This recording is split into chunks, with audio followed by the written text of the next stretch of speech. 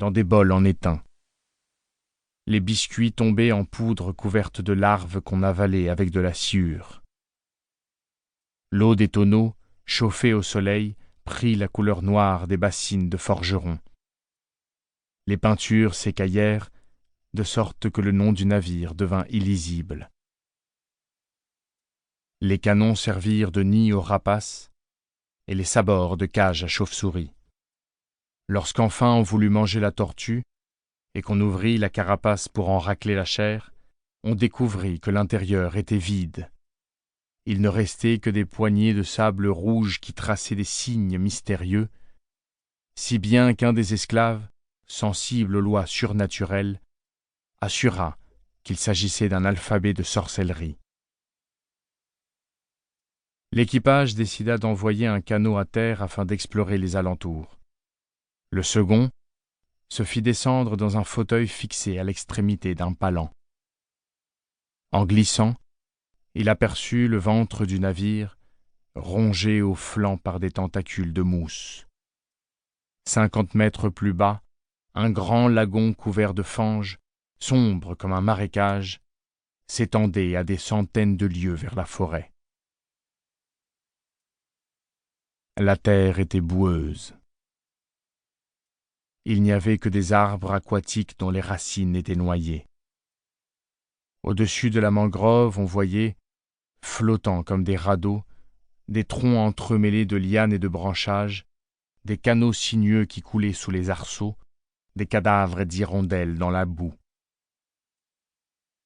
Rien ne ressemblait à l'océan.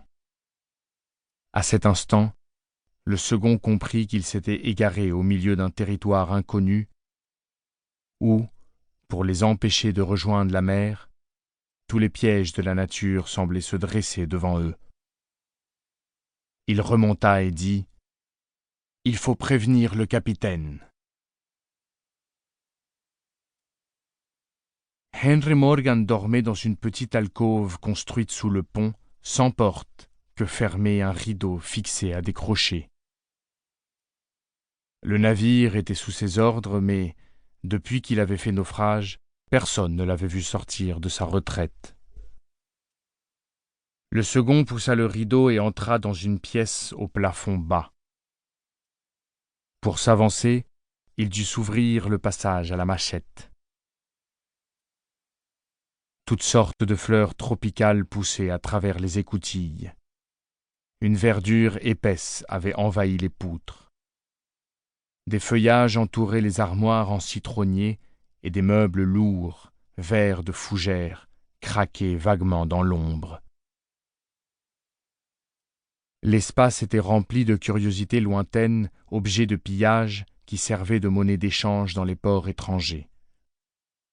Sur une table, s'entassaient des quintaux de clous de girofle, venus des Moluques, de l'ivoire de Siam, du cachemire de Bengale et du bois de santal du Timor.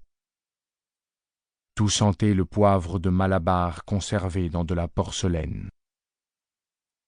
Au centre de la pièce, des cassettes étaient ouvertes sur une table, avec des compas et des bréviaires en peau de lézard, sur lesquels reposait de l'huile de ricin et du rhum de Cayenne.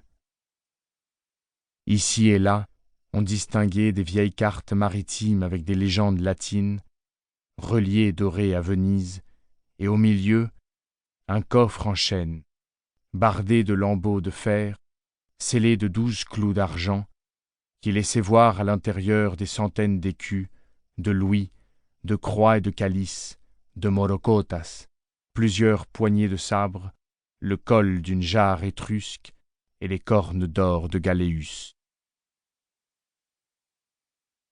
Personne, hormis le second, ne soupçonnait que dans les flancs du navire où empestait la misère, la faim, la viande pourrie, le biscuit immangeable, un trésor dormait en silence, sous les planches terreuses, comme un ange au fond d'une bauge. Le second parla dans l'obscurité. « Capitaine, les hommes s'impatientent. » Une forme bougea dans le fond et une silhouette se découpa, couchée sur un lit à colonnes, dans une lumière.